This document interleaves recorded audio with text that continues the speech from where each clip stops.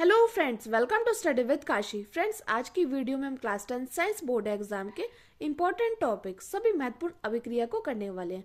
Friends, ये video आपके लिए मोस्ट इंपॉर्टेंट होने वाली है क्योंकि हमारे एग्जाम में 5 से 10 मार्क्स की अभिक्रिया पूछी जाती हैं। तो चलिए हम वीडियो को स्टार्ट करते हैं। देखिए, यहाँ पर हमारी पहली अभिक्रिया रासायनिक अभिक्रिया। तो देखिए, रासायनिक अभिक्रिया क्या होती है? जब एक या एक से अधिक पदार्थ आपस में क्रिया करके सर्वथा भिन्न गुणधर्मों वाले नए पदार्थ बनाते हैं तो वो हमारी रासायनिक अभिक्रिया कहलाती है। देखिए, रासायनिक अभिक्रिया क्या है? जब एक या एक से अधिक पदार्थ आपस में मिलकर भिन्न गुणधर्म वाले क्या करते हैं, नए पदार्थ को बनाते हैं तो वो हमारी रासायनिक अभिक्रिया कहलाती है। जैसे कि यहाँ पे मैग्नीशियम की ऑक्सीजन से हमने क्रिया कराई तो हमारा क्या बनकर तैयार हुआ? मैग्नीशियम ऑक्साइड, यानी कि हमारा भिन्न गुणधर्म वाला नया पदार्थ बनकर तैयार हुआ। तो ये हमारी रासायनिक अभिक्रिया। फ्रेंड्स, दूसरा और कि रासायनिक अभिक्रिया एक और है कि दूध से दही का बनना, वो हमारी क्या है? वो हमारी रासायनिक अभिक्रिया है क्योंकि दूध से दही का क्या हो रहा है? नए गुणधर्म वाला पदार्थ बन रहा है, यानी कि दही बन रही है। लेकिन दही से दूध नहीं बन सकता, तो वो हमारी क्या कहलाएगी? वो हमारी रासायनिक अभिक्रिया कहलाएगी। तो रासायनिक अभिक्रिया वह है जब एक या एक से अधिक पदार्थ आपस में मिलकर नए गुणधर्मों वाले भिन्न पदार्थ को बनाते हैं, तो वो हमारी रासायनिक अभिक्रिया कहलाती है। अब देखिए फ्रेंड्स, हमारी अगली अभिक्रिया है संयोजन अभिक्रिया। तो देखिए फ्रेंड्स, देखिए आप लोगों को संयोजन अभिक्रिया का नाम तो पता होता है, लेकिन आपको योगात्मक अभिक्रिया या संकलन अभिक्रिया का नहीं पता होता कि संयोजन अभिक्रिया को योगात्मक अभिक्रिया बोलते हैं और संकलन अभिक्रिया बोलते हैं। तो फ्रेंड्स देखिए, संयोजन अभिक्रिया को योगात्मक और संकलन अभिक्रिया भी बोलते हैं। देखिए, 2024 में आपसे क्वेश्चन पूछा गया था कि योगात्मक अभिक्रिया पर टिप्पणी लिखो। तो देखिए, अगर आपको संयोजन अभिक्रिया का दूसरा नाम नहीं पता होगा तो आप इस पर टिप्पणी कैसे लिखोगे? तो इसलिए आपको इन नामों का जानना बहुत ज़्यादा ज़रूरी है। आप देखिए, संयोजन अभिक्रिया है क्या? तो संयोजन अभिक्रिया जब दो या दो से अधिक पदार्थ, जब दो या दो से अधिक अभिकारक मिलकर एक नए उत्पाद का निर्माण करते हैं तो वो हमारी संयोजन अभिक्रिया कहलाती है। फिर से देखिए, जब दो या दो से अधिक अभिकारक मिलकर एक उत्पाद का निर्माण करते हैं तो वो हमारी क्या कहलाती है? वो हमारी संयोजन अभिक्रिया कहलाती है। जैसे कि यहाँ पे हमने उदाहरण के माध्यम से समझिए, मैग्नीशियम की ऑक्सीजन से क्रिया कराई तो हमारा क्या बनकर तैयार हुआ? Magnesium oxide. अब देखिए, इसी प्रकार कार्बन की ऑक्सीजन से क्रिया कराई तो हमारा क्या बनकर तैयार हुआ? Carbon dioxide. तो फ्रेंड्स, ये थी हमारी संयोजन अभिक्रिया कि जब दो या दो से अधिक अभिकारक मिलकर एक उत्पाद का निर्माण करते हैं तो वो हमारी संयोजन अभिक्रिया कहलाती है। यानी कि मैग्नीशियम की ऑक्सीजन से क्रिया कराई तो हमारा मैग्नीशियम ऑक्साइड बनकर तैयार हुआ और कार्बन की ऑक्सीजन से क्रिया कराई तो हमारा कार्बन डाइऑक्साइड बनकर तैयार हुआ। चलिए, अब हम अपनी अगली अभिक्रिया को देखते हैं जो कि है वियोजन अभिक्रिया। देखिए फ्रेंड्स, वियोजन अभिक्रिया, इसे हम अपघटन अभिक्रिया बोलते हैं। आपसे 2022 में क्वेश्चन पूछा गया था कि अपघटन अभिक्रिया पर टिप्पणी लिखो। तो फ्रेंड्स, आपको पता होना चाहिए कि वियोजन अभिक्रिया का दूसरा नाम हमारा है अपघटन अभिक्रिया। और देखिए, जब आपको इन नामों का पता होगा तभी तो आप इस पर टिप्पणी लिख पाओगे। तो देखिए, वियोजन अभिक्रिया क्या होती है? वियोजन अभिक्रिया हमारी संयोजन अभिक्रिया के बिल्कुल उल्टी होती है। इसमें क्या होता है? उसमें दो या दो से अधिक अभिकारक मिलकर एक उत्पाद का निर्माण कर रहे थे, परंतु इसमें एक अभिकारक मिलकर दो या दो से अधिक उत्पाद का निर्माण करते हैं, तो ये हमारी वियोजन अभिक्रिया कहलाती है। देखते हैं, जब एक अभिकारक टूटकर दो या दो से अधिक उत्पाद का निर्माण करते हैं तो वो वियोजन अभिक्रिया कहलाती है। यहाँ पर देखिए, जैसे जल का टूटना, जल हमारा हाइड्रोजन में टूटा और ऑक्सीजन में, तो ये हमारी क्या है? ये हमारी वियोजन अभिक्रिया है कि जब एक अभिकारक टूटकर दो या दो से अधिक उत्पाद का निर्माण करते हैं तो ये हमारी वियोजन अभिक्रिया कहलाती है। यहाँ पर जल टूट रहा है हाइड्रोजन में और ऑक्सीजन में। चलिए, अब हम अपनी अगली अभिक्रिया को देखते हैं जो कि है विस्थापन अभिक्रिया। फ्रेंड्स, ये जितनी भी अभिक्रिया है मोस्ट इंपॉर्टेंट है। और देखिए, मैंने ये सभी आपकी साइंस में जितनी भी अभिक्रिया हैं वो एक वीडियो में लाए हैं। तो अगर आपको वीडियो अच्छी लग रही है तो प्लीज़ वीडियो को लाइक करिए और ज़्यादा से ज़्यादा लोगों में शेयर ज़रूर करिए। अब देखिए, विस्थापन अभिक्रिया। विस्थापन अभिक्रिया क्या होती है?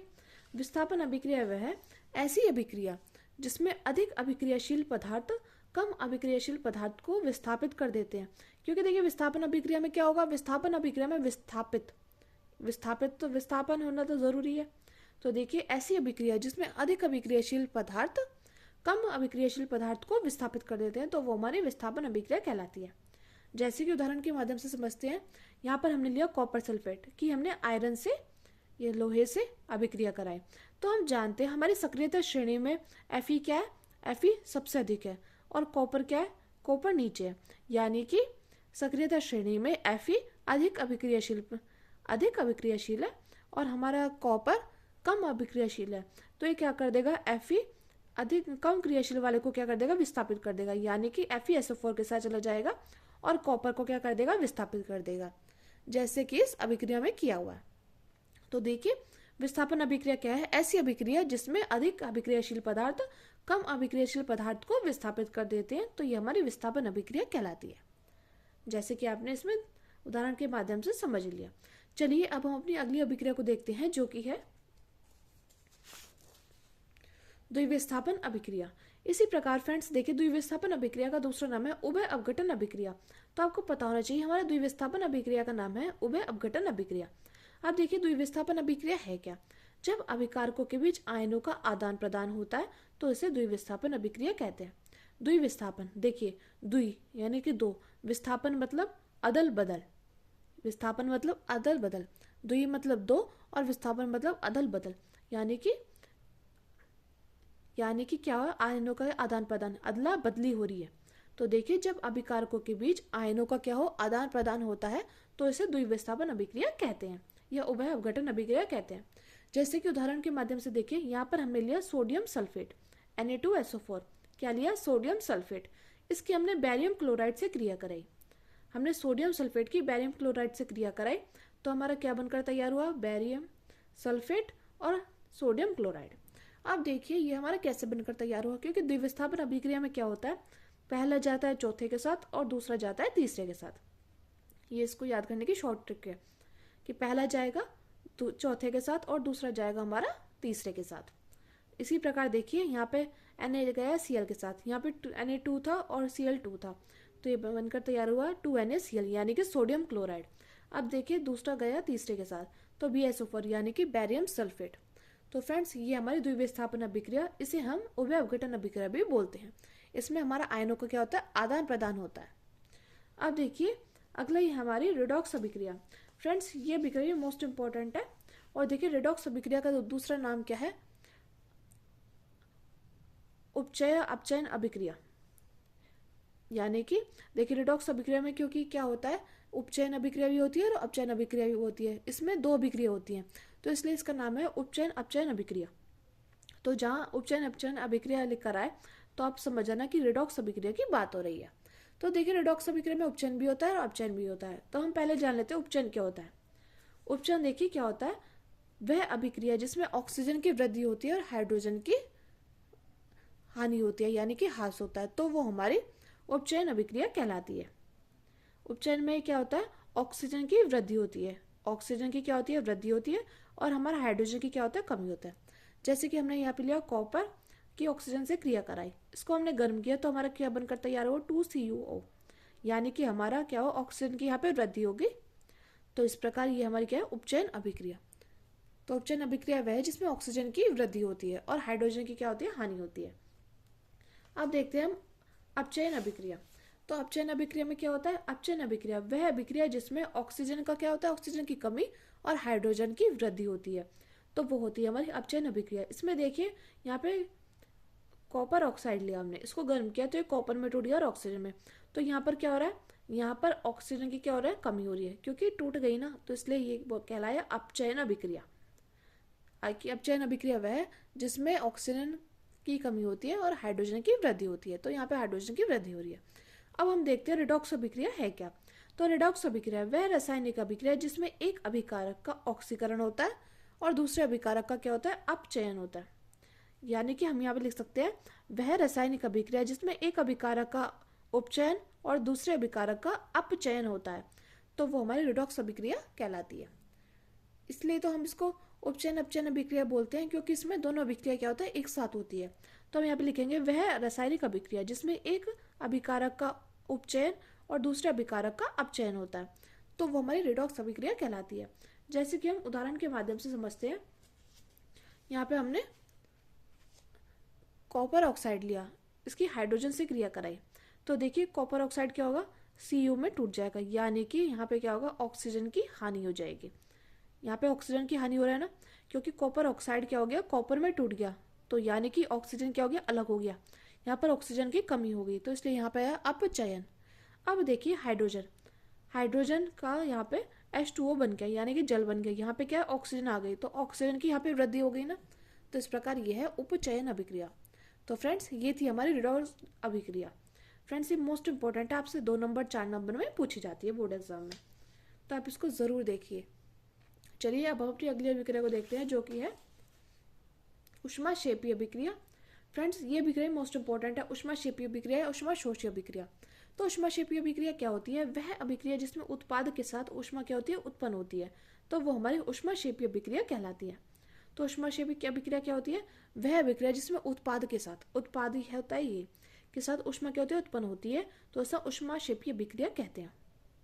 तो आपको समझ में आया कि ऊष्माक्षेपीय अभिक्रिया है क्या, कि वह अभिक्रिया जिसमें उत्पाद के साथ ऊष्मा उत्पन्न होती है, तो उसे ऊष्माक्षेपीय अभिक्रिया कहते हैं। देखिए अब मेरे साथ बोलिए तो आपको याद हो जाएगा कि ऊष्माक्षेपीय अभिक्रिया क्या होती है, वह अभिक्रिया जिसमें उत्पाद के साथ ऊष्मा उत्पन्न होती है, ऊष्मा उत्पन्न, तो वो होगी ऊष्माक्षेपीय अभिक्रिया। अब देखिए जैसे कार्बन के साथ ऑक्सीजन की क्रिया कराई, तो हमारा क्या बनकर तैयार हुआ, कार्बन डाइऑक्साइड गैस। अब इसमें क्या है, इसमें ऊष्मा क्या हो रही है, उत्पन्न हो रही है, तो ये क्या हुई, ये हुई हमारी ऊष्माक्षेपीय अभिक्रिया। चलिए अब हम अपनी अगली अभिक्रिया को देखते हैं, जो कि है ऊष्माशोषीय अभिक्रिया।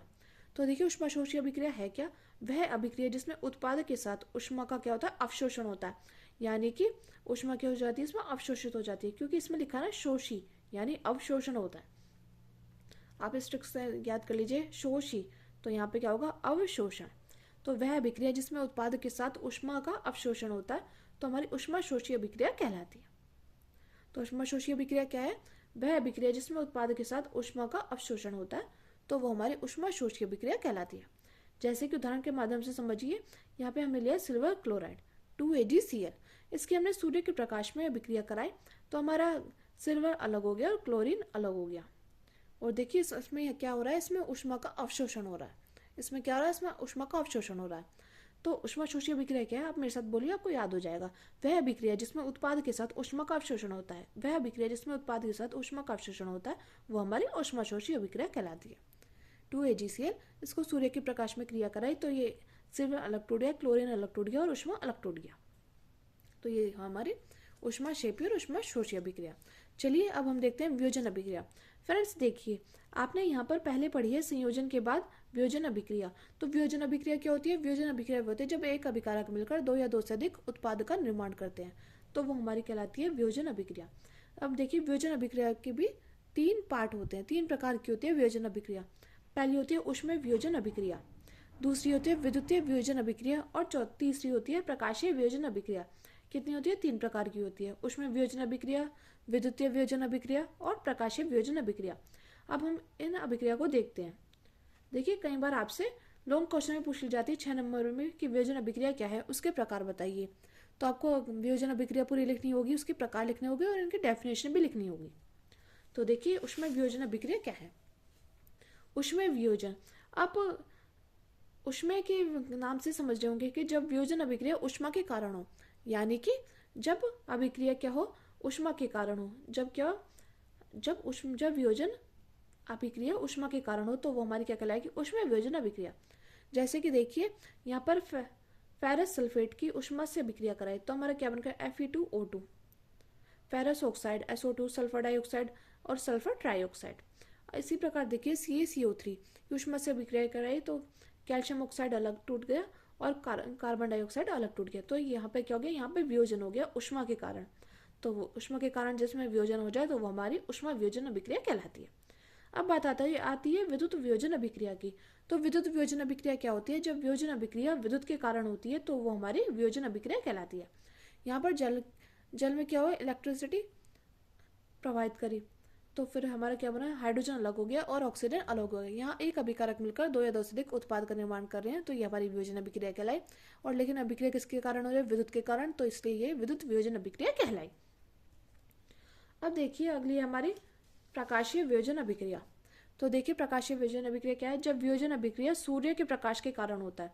किसके कारण, सूर्य के प्रकाश। तो फ्रेंड्स ये नहीं कि आप प्रकाश के कारण लिख दो, यहाँ पे लिखना ज़्यादा ज़रूरी है कि जब वियोजन अभिक्रिया सूर्य के प्रकाश के कारण होती है, तो वो हमारी प्रकाशीय वियोजन अभिक्रिया कहलाती है। यानी कि सिल्वर क्लोराइड की हमने यहाँ पे क्रिया कराई सूर्य के प्रकाश में, तो हमारा सिल्वर अलग टूट गया और क्लोरीन अलग टूट गया। तो ये हमारी प्रकाशीय वियोजन अभिक्रिया।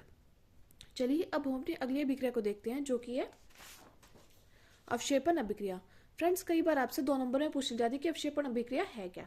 तो अवक्षेपण अभिक्रिया हमारा द्विविस्थापन अभिक्रिया का ही दूसरा रूप है। यहाँ पर जो हम एग्जाम्पल लेंगे वो हमारा द्विविस्थापन अभिक्रिया का ही काम करेगा।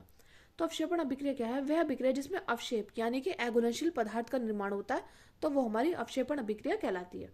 अवक्षेपण अभिक्रिया है क्या? कि वह अभिक्रिया जिसमें अवक्षेप यानी कि अघुलनशील पदार्थ का निर्माण होता है, तो वो हमारी अवक्षेपण अभिक्रिया कहलाती है। जैसे कि Na2SO4 + BaCl2, इसकी हमने क्रिया कराई, पहला जाएगा चौथे के साथ और दूसरा जाएगा तीसरे के साथ। तो इस प्रकार BaSO4 क्या है हमारा? ये अवक्षेप, इसको पानी में नहीं घोला जा सकता। तो ये बन गई हमारी अवक्षेपण अभिक्रिया। अब देखिए लास्ट है हमारी दहन अभिक्रिया। फ्रेंड्स, ये अभिक्रिया मोस्ट इंपॉर्टेंट है और आपसे बार बार बोर्ड परीक्षा में कभी 4 नंबर में, 2 नंबर में पूछी गई है, या कभी आपसे 6 नंबर में भी पूछा जाता है। 2 अभिक्रिया दी जाती है, उसमें लिख दिया जाता है कि टिप्पणी लिखो। ये आपसे 3 मार्क्स की पूछी गई है। तो देखिए दहन अभिक्रिया क्या है? कार्बनिक यौगिकों के वायु की उपस्थिति में जलने की अभिक्रिया दहन अभिक्रिया कहलाती है। इसमें कार्बन डाइऑक्साइड, जल तथा काफी मात्रा में ऊष्मा व प्रकाश उत्पन्न होती है। फ्रेंड्स, एक बार और आप दहन अभिक्रिया से समझ गए होंगे। दहन का क्या मतलब होता है? जलना, यानी कि कोई वस्तु तभी तो जलेगी जब तक वह ऑक्सीजन के संपर्क में हो। अगर कोई वस्तु ऑक्सीजन के संपर्क में नहीं होगी तो वह नहीं जल सकती। तो इसलिए दहन अभिक्रिया में क्या होता है? कार्बनिक यौगिकों के वायु की उपस्थिति में जलने की अभिक्रिया दहन अभिक्रिया कहलाती है। इसमें कार्बन डाइऑक्साइड, जल तथा काफी मात्रा में ऊष्मा व प्रकाश क्या होती है? उत्पन्न होती है। कार्बन की ऑक्सीजन के साथ क्रिया कराई तो हमारा कार्बन डाइऑक्साइड बनकर तैयार हुआ और ऊष्मा व प्रकाश उत्पन्न हुई। तो दहन अभिक्रिया वह है जिसमें कार्बनिक यौगिकों के वायु की उपस्थिति में जलने की अभिक्रिया क्या कहलाएगी? दहन अभिक्रिया कहलाएगी। यानी कि वह अभिक्रिया जो वायु की उपस्थिति में जले तो वो हमारी दहन अभिक्रिया कहलाती है। इसमें कार्बन डाइऑक्साइड, जल तथा काफी मात्रा में ऊष्मा व प्रकाश उत्पन्न होता है। जैसे कि C+O2 कार्बन की ऑक्सीजन से क्रिया कराए तो हमारा कार्बन डाइऑक्साइड गैस बना और ऊष्मा व प्रकाश उत्पन्न हुआ। तो फ्रेंड्स, ये थी हमारी कुछ महत्वपूर्ण अभिक्रिया। फ्रेंड्स, अगर आपने ये कर लिए तो आपके 10 से 15 नंबर पक्के हैं। और फ्रेंड्स, अगर आपको वीडियो अच्छी लगी तो प्लीज़ हमारे चैनल को सब्सक्राइब कीजिए और वीडियो को लाइक, शेयर, कमेंट जरूर कीजिए। Thank you, thanks for watching. और फ्रेंड्स, एक प्यारा सा कमेंट जरूर करिएगा, क्योंकि आपका कमेंट मेरे लिए मोटिवेशन का काम करता है। Thank you, thanks for watching.